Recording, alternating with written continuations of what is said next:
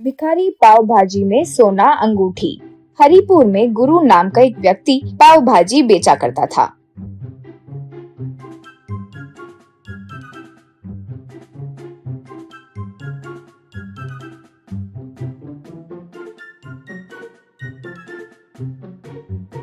वो बहुत कम क्वालिटी में चीजें देकर लोगों से ज्यादा पैसे वसूली करता रहता था।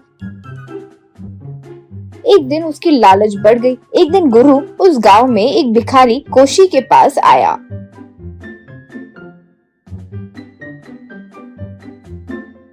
अब कोशी से गुरु, ए कोशी, तुम्हारा और मेरा अच्छा डील करने के लिए आया हूँ। अगर तुम मान गए तो दोनों खुश हो सकते हैं। यूं कहा कोशी। क्या भाई, पहले ही मैं बूढ़ा हूँ, मैं तुम्हारी मदद कैसे कर सकता हूँ? ऊपर से भिक्षा मांगकर जी रहा हूँ। यूं कहा गुरु। हाँ, वही तो, वो भिक्षा उठाने की बात कर रहा हूँ।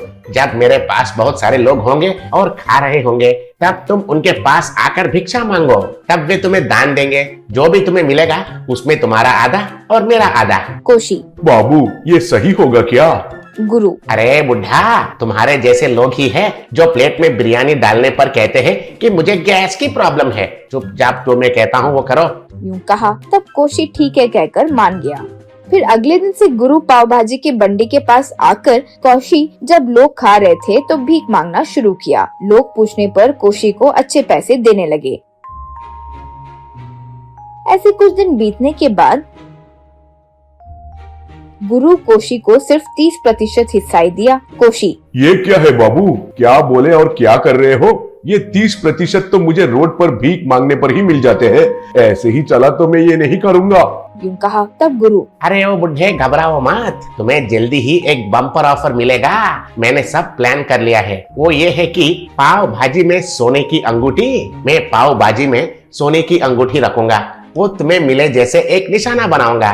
तुम उसे खरीद कर खाओ, तब जो सोना मिलेगा वो लोगों को दिखाओ। बस लोग फिर पागलों जैसे लालच करके भर भर के खाएंगे। धीरे धीरे तुम्हारा भाग भी बढ़ा दूंगा ना। तब कोशी ठीक है कहकर मान गया। फिर अगले दिन से गुरु लोगों को बुलाकर अपने पाव भाजी में सोना अंगूठी का कॉन्सेप्ट बताया। वो सब सुनकर लोग तालियां बजाए। धीरे धीरे एक एक आकर ज्यादा दाम होने पर भी पाव भाजी खाना शुरू किए। बहुत देर बाद एक कस्टमर। ए गुरु, मैं बहुत देर से यही देख रहा हूँ, तुमने झूठ कहा, एक को भी अंगूठी नहीं मिली, सब दिखाने के लिए ही है ना? गुरु। अरे भाई, अंगूठी किस में डाला मुझे भी पता नहीं है भाई, वो कोई किस्मत वाले को ही मिलेगा, देखना। यूं कहा। इतने में कोशी वहाँ आकर पूछा तो गुरु उसे एक पाव भाजी दिया। तब कोशी वो पाव भाजी खाकर उसमें अंगूठी आने से लोगों को दिखाते हुए खुश हुआ। वो देखकर लोग तालियां बजाए।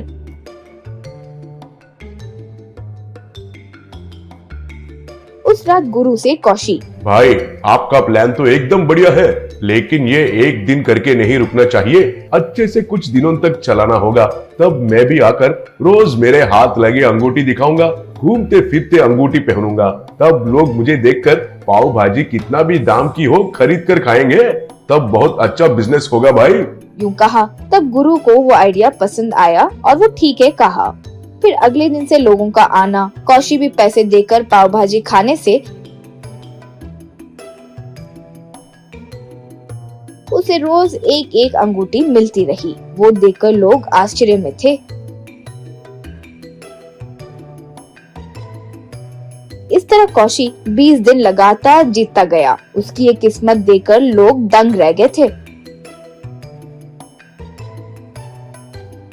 ये जब चल रहा था तो अगले दिन गुरु कोशी का इंतजार कर रहा था, लेकिन कोशी दुकान के पास आया नहीं। वो देखकर गुरु घबरा रहा था। इतने में गुरु का फोन रिंग हुआ। इससे गुरु घबराते हुए फोन उठाया। अब उसे फोन पर कोशी। गुरु बाबू, मैं ही हूँ, कोशी। नया फोन खरीदा बाबू, अच्छे से आवाज आ रहा है ना? ये 20 अंगूठी मेरे जिंदगी के लिए काफी है भाई।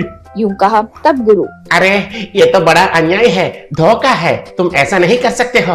तब कोशी। अन्याय धोखा ऐसा कुछ नहीं है ना।